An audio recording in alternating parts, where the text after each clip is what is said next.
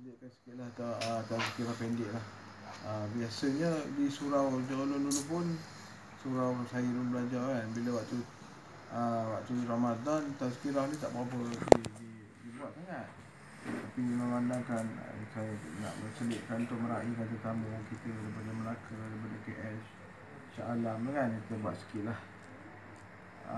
Okay, Alhamdulillahirabbil alamin, assalatu wassalamu ala asyrafil anbiya'i wal mursalin wa ala alihi washabihi ajma'in. Rabbi shrah li sadri wa yassir li amri wa hlul 'uqdatam min lisani yafqahu qawli. Okay, maknanya kita sentuh sikit dalam 10 sifat mazmumah lah. Okay, dalam 10 sifat mazmumah dalam mata perjalanan tasawuf, ditekankan taharah al-batin kan. Dalam ilmu fiqh kita belajar taharah al-zahir. Kita belajar sudut pandang sahnya wudu macam mana kan, bersihnya najis, martabat najis. Jadi dalam kita fokus jalan kerohanian, jalan tasawuf, kita sentuh dari sudut taharah al-batin kan. Jadi salah satu penekanan dalam taharah al-batin adalah memerhati sifat-sifat keakuan diri. Sifat-sifat keakuan diri ni maknanya bila kita beramal ibadah, kita merasai terbitnya kekuatan beramal ibadah tu daripada kita. Aku pasal aku buat ni lah yang mau ni kan. Semua dakwa-dakwa pada kita. Antaranya perasaan lintasan hati yang kotor itu adalah ujub, sum'ah dan riak. Okey, maknanya ujub ni dia nak kata macam riak pun bukan. Dia maknanya tersembunyi lah. Bila dia beramal tu, dia memerhati, dia kata ya aku selama ni okey je kan. Maknanya dia nisbah pada kekuatan amalan itu, dia kata pada diri dia, pada terbit hati dia sendiri. Maknanya dia memutuskan usul dia kepada kudrat irada Allah. Bagi orang yang belajar kitab 20 sifat tauhid, dia amalan dia akan usulkan kembali kepada Allah. Pasal ada kita sebut innalillahi wa inna ilaihi raji'un. Pengakuan sesungguhnya manusia itu datang dari Allah dan akan kembali kepada Allah. Itu dari sudut umumnya masyarakat awam dia akan nampak orang meninggal kita kena sebut tu kan. Dia tak nampak usul segala yang datang kepada hamba, pada manusia itu, insan itu sendiri adalah dari Allah, dan kita sewajarnya memulangkan kembali kepada Allah. So sama jugalah dengan segala kehebatan kita, kepandaian, kelebihan kita. Bila kita dah memutuskan usul tauhid itu kepada Allah, nisbah penyerahan itu tak ada, dia jadilah kita akan menghairani diri sendiri. Ujub ni lebih kepada menghairani. Dia tak nyata pada orang. Dia tak tunjuk. Pasal ada dua level lagi, sum'ah dan riak. Dia riak tu baru level atas. Bila dia menghairani diri dia sendiri, dia telah disebut sebagai syirik khafi. Maknanya dia telah menduakan perasaan takjub dia, ma'bud dia, penyerahan hamba dia kepada diri dia balik. Dalam pada isu ni, dia telah menyamai apa yang ditegah oleh Allah, sebagaimana dalam Quran, bagaimana Allah kemurkaan Allah ke atas Firaun kan. Ana rabbukum a'la. Si Firaun akulah Tuhan kamu yang maha tinggi kan.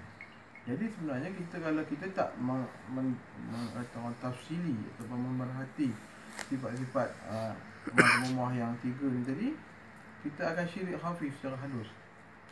Aku hebat, aku tadi 23 tarawih, aku tu witir. Dia dah jadi macam tu kan, dia jadi membawa-bawa. Jadi bila dia mulalah sifat dia akan membuktikan orang, kamu pergi tarawih, kamu pergi mana ke, semayang ada, pergi ngaji ke kan. Bila orang tu tak ada, dia rasa dia lebih hebat daripada orang lain. Jadi kita berhatilah. Jadi tujuan zikrullah yang kita belajar ni, kita ambil kafir zikir khususiyah, itu akan membantu kepada taharah batin yang kita belajar, kita faham tadi kan. Dia akan cuci. Jadi pekerjaan taharah batin ni dia tak ada berhenti. Setengah orang kata berapa hari ustaz nak buat kafiat? Sebulan je kan. Dia selalu mesej teman, berapa hari? 77 hari, 33 hari. Dia ingat tu macam satu proses dah selesai tu dah kan. Teman kata lah, tak boleh, benda ni cerita sampai habis hayat lah. Sampai habis hayat ke buat sampai sudah sampai dia lahat. Baru dia faham tak apalah. Kemudian sum'ah tadi, sum'ah tu mencintai diri sendiri lah. Bila dia dah heran tu, dia mula cinta diri sendiri. Dia rasa apa yang dia buat tu terbaik, apa yang dia amalkan tu lebih sempurna. Jadi dia tidak nampak kekurangan diri. Jadi bila tanda-tanda orang ujub dan sum'ah ni, apabila dia tergur atas kesilapan dia, dia akan tidak selesa. Dia akan cuba nak buat. Dia tidak melihat hakul tu, kebenaran tu. Orang kita kalau orang nasihat, tengok kebenaran apa yang dinasihatkan, bukan kira melenting kan. Aku lebih tinggi pada apa anak ni kan, ngaji mana kan. Mulalah dia akan cuba kenafsuan diri dia tu tadi akan nisbah kepada sifat iblis dan sifat Firaun dua tu tadi. Dan kemudian bila dah satu peringkat lagi, dia riak lah. Segala perbuatan amalan dia tu akan tunjuk nyata kepada manusia. Kalau dia semayang sunat ni, dia akan tunjuk sifat khusyuk tu hebat lah pada manusia kan, dalam masjid contoh. Bila dia nak belakang manusia, dia rumah dia halal-balai bagi singlet je. Kat rumah dekat masjid kan main serban kan. Jadi penyembahan hati dia dalam bab dia, maknanya ma'bud, mana penyembahan ibadah dia, orang putih kata worship tu kan, dia akan menyembahkan, mempersembahkan kepada manusia. Sampai dari akhirat besok, kalau sampai orang macam ni di hadapan Allah pada masa, dia akan ditempelak oleh Allah. Dia kata, kamu ambil lah pahala ganjaran daripada manusia yang kamu sembahkan tadi, yang kamu tunjuk. Walaupun kamu takbir atau ihram baru, tapi kamu nak meniatkan persembahan tu kepada kehebatan diri kamu kepada manusia, bukan penyerahan hati dengan tadaburnya, dengan khusyuknya kepada Allah kan. Tiga tadi. Kalau kita yang ni, bagi ahli sufi, ahli salik, dia kena berhati-hati lah. Dia sebenarnya nak tahu ibadah kita ni Allah redha. Bila kita makin buat, kita rasa makin tak ada rasa, kita rasa aku tak ada apa sangat, cuma kata orang tu menurut apa yang Allah takdirkan pada aku buat kan. Dia takdirkan dia jadi cikgu ke apa ke, dia akan buat. Seluruh hidup dia akan jadikan, dia akan didorongkan Allah kerana Allah semata-mata. Proses ni bukan mudah walaupun kita narai tu sama rodin apa semua saja, aku semua kerana Allah, tetapi kita ni dihalangi oleh kenafsuan, bisikan syaitan, dan tipu daya iblis lah. Jadi kita tak, kadang-kadang mungkin kita macam ni, besok macam tu. Dia akan kata orang tu melalui proses-proses lah, pencanaian kan. Macam juga kita berzikir ni, besok kita berzikir ni rasa macam ni, diberi waridat. Waridat ni bantuan lah. Maknanya tak adalah kita ni beramal tu umpama kita wifi lah, ada signal daripada server kan, setiap Allah bimbing.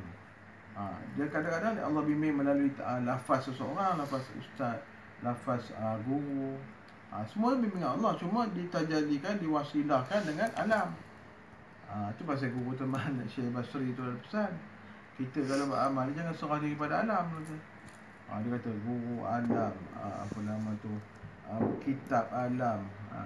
Jadi itu semua merupakan alam tu, dari segi sifat ketuhanan adalah alamat kepada Tuhan yang mencipta. Jadi bila kita melihat alam, tak kira lah tengok alam ni, gempa bumi ke apa yang berlaku. Alam ada dua, alam kubra, alam sughra. Alam kubra yang kita nampak ni, kita nampak ni nyatanya nama planet je kan. Alam sughra, alam batin kita. Itu yang dia disebut alam ajsam. Alam yang nyata lah, alam malakut, lintasan syaitan, malaikat, apa jin. Alam jabarut. Jabarut tu bila kita dah masuk satu stage ni, kita akan merasai sentiasa kebesaran Allah.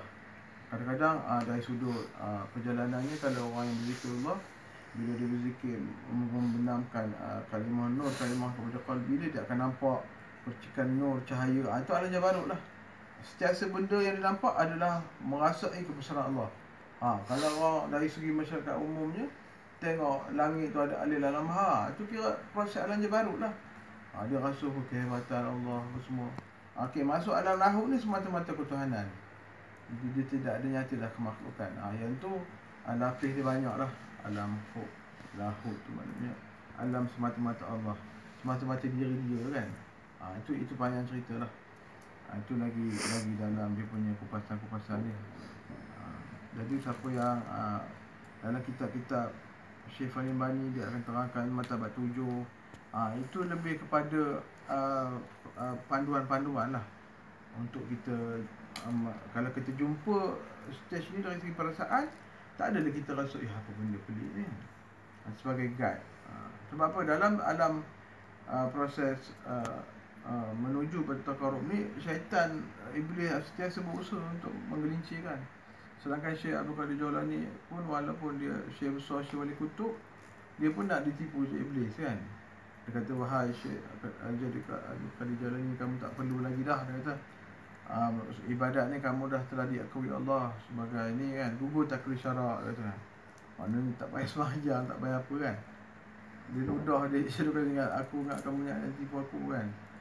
Aku kami tu itibar Rasulullah, maknanya Nabi dah tunjuk. Makin tinggi makam dia, makin makbud dia kepada Allah. Tak ada pula kata dah lepas stage tinggi tak perlu solat, tak perlu apa. Banyak yang terjadi macam tu lah. Kalau kita tengok kan, kalau tercampur-campur dengan orang jemaah, apa nama jemaah yang ada cerita ilmu tanah ni, dia tujuannya. Jadi kita tak ada macam tu. Kita makin lama makin merunduk, makin merunduk. Ini untuk membersihkan jiwa sampailah kita mengecapi jiwa Rasulullah SAW kan, jiwa Nur Insan tu, jiwa Mahmudah. Rasulullah pun ada banyak nama kan, Al-Mahmud, Al-Ahmad. Jadi kita antara tu martabat insan lah. Jadi perjalanan dia melalui jalan solid ni lah, dalam mengikuti Allah. Allah pesan kan, berzikirlah aku sebanyak-banyaknya, sambil duduk, sambil berdiri, sambil berbaring kan. Dalam Quran sendiri dah nyatakan. Jadi yang inilah perjalanan itu. Bila kita dah dapat dia punya main tu, kita dapat dah buat bagi Al-Quran pesan kan, sambil duduk, sambil berdiri, sambil berbaring. Kalau dari perjalanan ni macam mana, takkan setiap kali duduk nak bercakap seseorang kan. Perjalanan hati itu dah continuous, sebab jiwa ni hidup Al-Hayat kan. Bila kita dapat Al-Hayat dalam bentuk zikirullah, insya-Allah kita zikirullah tu tak ada stop. Hatta dalam tidur kan. Dalam mula-mula kita dengar ni pelik juga ke mana tak? Macam mana dalam tidur boleh zikir kan. Itu wali tu. Jadi dia rasanya wali Allah je kita ni. Sedangkan dia tak tahu wali Allah pun asalnya orang yang berdosa juga. Itu proses. Sama-sama kita mendidik jiwa kan, dengan jalan-jalan, dengan ilmu yang diturunkan oleh guru sebelum saya ni, dan saya menyampaikan adalah wasilah. Bila dia dipertanggungjawabkan sebagai khalifah, imaratkan ilmu ni kan. Mungkin ilmu lain saya tak mahir kan, ilmu lain kita cari pada ustaz lain, guru lain. Semua dalam bidang ketuhanan kita sama-sama dorong. Dalam ilmu ni pula tak ada pula dia halang nak belajar tajwid, nak belajar mengaji. Carilah ustaz mana, guru mana kan. Sebab kita kemahiran, bakat Allah kurnia seorang-seorang tak sama. Ada lebih ke ini, ada lebih ke itu. Mana ada manusia semua bidang dia pandai. Kalau baik kau terbang je lah. Helikopter pun tak pandai kan. Macam lah umpama.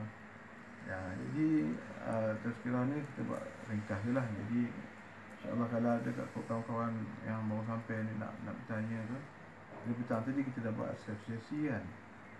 Kalau ada lagi dalam tawajuh tadi, kalau ada apa confuse ke apa ke, Azmi je apa, tak ada. Kalau tak ada, kita jumpa lagi di bulan depan lah insyaAllah. Ya Rabbana zalamna anfusana wa lam taghfir lana wa tarhamna lanakunanna khasirin. Rabbana atina fid dunya hasanah wa fil akhirati hasanah wa qina adzabannar. Wa sallallahu ala sayyidina Muhammad wa ala alihi wa sahbihi wa sallam.